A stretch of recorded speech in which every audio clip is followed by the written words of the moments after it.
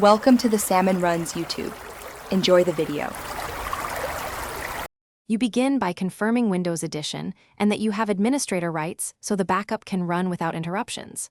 Once done, attach an external drive or map a network location and check free space so you don't run out mid-process. Make sure to open Settings, go to Update and Security, then Backup.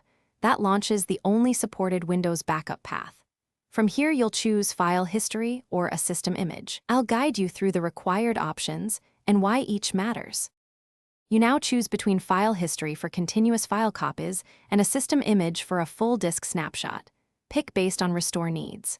Once chosen, select the exact folders to backup, exclude large temporary files, and set the schedule to hourly, daily, or weekly so backups match your workflow. Make sure to enable retention policies to avoid filling the drive. If using a network share, encrypt or password protect it. This preserves security while keeping restores straightforward later on. You start the backup and watch progress to catch immediate failures.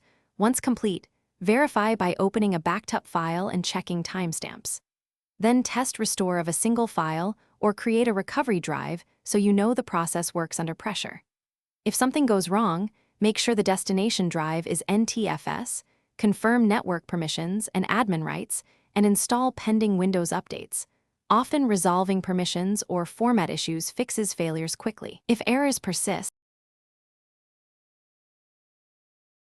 Thanks for watching. Consider subscribing if we helped you.